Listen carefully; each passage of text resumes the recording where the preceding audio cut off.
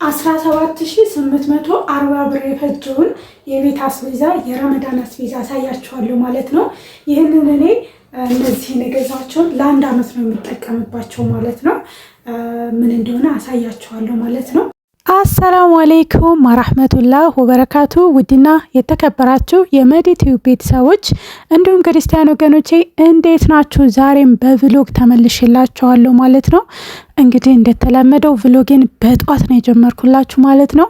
እዚህ ጋር ኩብዝ ልሰራ ነው። የአረብ ሀገር ኩብዝ የምታውቁ ካላችሁ ለምን ቂጣ አልጋግርም ልክ እንደ አረብ ሀገር የሚነፋ ብዬ ትንሽ ካሜራ፣ ትንሽ ጫው፣ ትንሽ ስኳር፣ ትንሽ ዘይት አድርጌ በደንብ አሸውት ማለት ነው። ወዳውኑ ነው የምጋግረው፣ ብዙ አላቆየውም።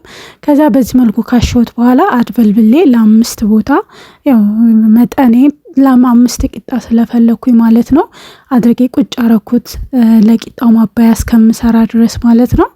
ከዛ እዚህ ጋር ሽንኩርቴን አደረኩኝ። ኃይል ብዙ አልነበረውም። ጧት ብዙ ሰው ሁሉም ሰው ስለሚይዘው ኃይል የለውም ስቶቬ። ብቻ እንደዚህ አርጌ ጣርኩኝ እና በዚሁ አጋጣሚ ቭሎጌን ለምትወዱት ላይክ ለምታረጉልኝ ለምታበረታቱኝ በጣም ነው የማመሰግነው። ከልብ አመሰግናችኋለሁኝ። አሁንም ይህንን ቪዲዮ እያያችሁ ካላችሁ እዚህ ድረስ ከመጣችሁ አይቀር ላይክ አድርጉት። ለእናንተ ምንም ማለት አይደለም፣ ለእኔ ግን በደንብ የእናንተ አንድ ላይክ በደንብ ለእኔ ይጠቅመኛል ማለት ነው። እዚህ ጋር እንቁላል እና አቮካዶ በጎን ለመስራት አስቤ ነበረ። ብዙ ያን ያክል አያስደስትም አቮካዶ። ጊዜ ያለው እኔ አሁን የአቮካዶ ጊዜ አይደለም መሰለኝ። ብቻ ትንሽ አቮካዶ እንደ አይነት ይሆናል ብዬ አቮካዶ በቃ ሽንኩርት፣ ቃሪያ አደርግበታለሁ። ከዛ አቼቶ፣ ዘይት ምናምን። ከዛ እዚህ ጋር እንቁላሌን በዚህ መልኩ እንትን እያልኩ ነው ማለት ነው። ቲማቲሙ ብዙ ነው አውቄ ነው ስለምንፈልግ ነው ማለት። እንቁላሉ ላይ ቲማቲሙ አንዳንድ ሰው ሲታይ በጣም ነው የሚያስጠላው፣ አንዳንድ ሰው ደግሞ የሚወዳለ። ብቻ እንደዚህ አርጌ ሰራውኝ። እንቁላሌን ምናምን ጨራረስኩኝ። ከዛ እዚህ ጋር እየዳመጥኩኝ እንደገና ጥፍጥፍ እያደረኩኝ መለስኩት ማለት ነው። ከዛ እየዳመጥኩኝ መጥበሻዬን አግዬ መጋገር ነው። በቃ ባይመጣልኝም ግን ይጣፍጥ ነበረ። በቃ ልስልስ ያለ ነው። ካሜራው አለስልሶታል።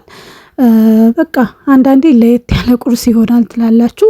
በዚህ መልኩ 1 2 3 እያልኩኝ አምስቱንም ጋግሬ ጨረስኩኝ ማለት ነው። ከዛ ቁርሳችንን ከበላን በኋላ ደግሞ የገዛሁትን ትናንት ማታ አስቤዛ እንትን ያልኩታልና እሱን አሳያችኋለሁ ማለት ነው።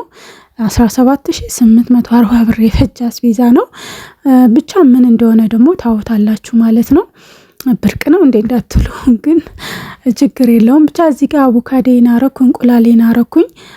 በዚህ መልኩ አቀረብኩኝ። ባሌን ቁርሱን አብልቼ እኛም በልተን ሸኘሁት ማለት ነው። ከዛ ጽዳት ምናምን ላሳያችሁ ነበረ ይበዛባችኋል ብዬ አላሳያችሁም። ወደ ቪዲዮ 40 ብር የገዛሁትን የረመዳን አስቤዛ አሳያችኋለሁ ማለት ነው። ይህንን እንግዲህ እኔ ለአንድ አመት ነው የምጠቀመው። ምን እንደሆነ አሳያችኋለሁ ማለት ነው። ከዛ በፊት ግን አረብ ሀገር ሆናችሁ ለምሳሌ አረብ ሀገር ያላችሁ ወንዶች እዚህ ኢትዮጵያ ውስጥ ሚስት ያላችሁ ልጅ ያላችሁ ቤተሰቦቻችሁን የምታስተዳድሩ ማለት ለምሳሌ አንድ ባል ሚስቱ ኢትዮጵያ ከሆነች ምንም አይነት ስራ ከሌላት ለልጆቿ ለሷ የማስተዳደር ግዴታ አለበት። አንዲት እህት ደግሞ ወንድሟ ኢትዮጵያ ሆኖ እሱን የመርዳት እንጂ የማስተዳደር ግዴታ የለባትም። ገብታችኋላ? ግዴታ ማስተዳደር ያለባችሁ አካል ካለ ሚስት ባልሽን ሊሆን ይችላል፣ ልጆችሽን ሊሆን ይችላል። ማወቅ ያለባችሁን ነገር እነግራችኋለሁ ማለት ነው። ከዛ በፊት ግን የገዛሁትን አስቤዛ ገዝቼው ሳይሆን አዘጋጅቼዋለሁ። የተዘጋጀም አለ እንዲሁም ደግሞ የተገዛም አለ ማለት ነው። ተመጣጣኝ የመጀመሪያው ቅቤ ነው። ቅቤ 5 ኪሎ ነው የገዛሁት። እንግዲህ ለቅቤ ምንም ልዋጭ ነገር አልተገኘለትም። አሁንም በፌስታል ነው በረዶ ቤት እንዳመጣሁት በረዶ ቤት አድርጌው ነው ሳነጥር ማሳያቸዋለሁ። 5 ኪሎ 1 ኪሎ 1300 ብር። ከዛ አምስቱ ደግሞ 6500 ይመጣል ማለት ነው።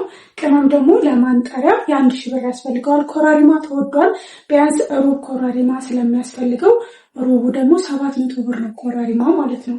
ስለዚህ ያው ቅመም ጥቁር አዝሙድ፣ ነጭ አዝሙድ ትንሽ ስለሆነ እንደው አልገዛሁም። ስገዛ ደግሞ አሳያቸዋለሁ። ብቻ 1000 ብር ቅመም ያስፈልገዋል።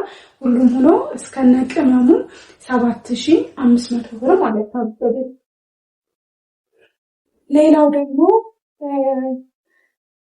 በርበሬ ነው። በርበሬ ቤት ውስጥ የተዘጋጀ ነው። ያው እስካሁን እኔ ራሴን ችዬ በርበሬ ማዘጋጀት አልቻልኩም። ቴጋ ነው የሚያዘጋጀው። ሂጄ ያው አግዛታለሁ። እሷ ናት የምትመጣጥንልኝ፣ እሷ ናት የምታዘጋጅልኝ ማለት ነው። እና 8 ኪሎ በርበሬ ነው። ዛላውን የገዛሁት በ730 ብር ነው። ቅመም ደግሞ ቢያንስ ወደ በትንሹ አላውቀውም በትክክል ግን ኮራሪማ ብቻ የ1400 ብር ኮራሪማ ነው ያደረኩት።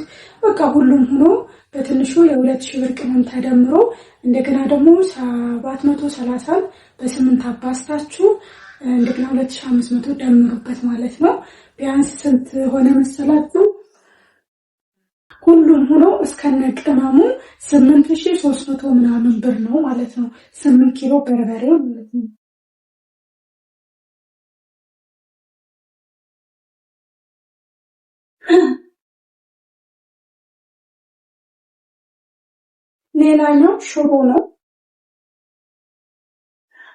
ሌላኛው ሽሮ ነው። ይሄኛው ማለት ነው። ሽሮ ስለነበረኝ 5 ኪሎ አልጣቻ ለልጄ ነው የሚያዘጋጀው። ያው እኛም እንበላለን። 5 ኪሎ በ200 ብር ሂሳብ ከዛ የ500 ብር የሚሆን ቅመም ጨምሬያለሁ። 500 600 እንደዛ የሚሆን ጨምሬያለሁ። ወደ 1700 ይሆናል 5 ኪሎ ሽሮ ማለት ነው ያዘጋጀሁት። ሌላው በቃ ይሄ ለኮሰረት ያመጣሁት ነው። ከህቴ ግቢ ኮሰረት አምጥቼ ነው ለቅቤ ማንጠሪያ። አያችሁት? ቅቤ ሳነጠር ደግሞ ማሳያችሁና ብቻ እነዚህ 3ቱ ነገሮች ሽሮ፣ በርበሬ፣ ቅቤ 17840 ብር ፈጅተዋል ማለት ነው። እውነት ለመናገር በግምት ነው። ለምሳሌ ከዛ በላይ ይሆናል ቅመም ያወጣሁት ማለት ነው። ዋና ዋናውን ያሰብኩት ማለት ነው። እዚህ ጋር በተለይ ባለትዳር ሆናችሁ አረብ ሀገር ያላችሁ ወንዶች ካላችሁ አላህን ፍሩ። እዚህ ልጆቻችሁና ሚስታችሁን እዚህ ኢትዮጵያ ልካችሁ በወር 10,000 ብር እየላካችሁ አታሰቃዩአቸው። ኑሮ ተወዷል እንደምታዩት ነው። እናንተ ኑሮ ውድ ነው አትበሉን። ሀገራችን እንድንገባ እናንተ እዛው ህይወታችሁን እየኖራችሁ ትላላችሁ። እውነት ነው። ስራ ከሌላችሁ ከባድ ነው እና እኔ ብዙ ሴቶች ስላጋጠሙ ነው። ባላቸው ያለው አረብ ሀገር ነው፣ እነሱ ያሉት እዚህ ነው። ለወር 10,000 ብር ብለው 10,000 ብር ብለው ይልኩላቸዋል ለወር ማለት ነው። 10,000 ብር ልጅ አለበት ቤት ሽሮ፣ በርበሬ፣ ጤፍ፣ አስቤዛ ምናምን ነገር ሆኖ 10,000 ብር በወር አይበቃም። እዚህ ጋር ግን መናገር የፈለኩት እናንተ ማስተዳደር ግዴታ የሆነባችሁ አካል ካለ ለምሳሌ ባል ሆናችሁ ልጆቻችሁ ኢትዮጵያ ካላችሁና ሚስቶቻችሁን አደራ እንዳትበድሉ ማለት ነው። ሌሎቻችሁ ደግሞ ቤተሰቦቻችሁን መርዳት ግዴታ ሳይሆን መርዳት አለብን ብላችሁ የምታስቡ ካላችሁ በትንሹ እናንተንም ሳትጎዱ ማለት ነው። እኔ አሁን ይህ መልእክት ላስተላለፍ የምፈልገው በተለይ ለባሎች አረብ ሀገር ያላችሁ ባሎች ሚስታችሁ ምንም አይነት ስራ ኢትዮጵያ ውስጥ የሌላት ቁጭ ብላ ልጅ እያሳደገች የእናንተን እጅ የምትጠብቅ እናት ካለች አላህ ፍሩ። ልጆቻችሁና ሚስቶቻችሁን አታሰቃዩ። ኢትዮጵያ ውስጥ ኑሮ ተወዷል። 10,000 ብር ምንም አይሰራም። ምንም ግንዛቤ እንድታደርጉ ነው። እኔ በግሌ ያጋጠመኝ ያየሁት ስላለ ነው ማለት ነው። የዛሬው ቪዲዮ እንግዲህ ይህንን ይመስል ነበረ። ቪዲዮን ከወደዳችሁት ላይክ፣ ሼር ማድረጋችሁ እንዳትረሱ። በሌላ ቪዲዮ እናንተን ይጠቅማል ያስተምራል ብዬ ባሰብኩት እስከምንገናኝ በያላችሁበት ሰላማችሁ ይዛ። ባይ ባይ።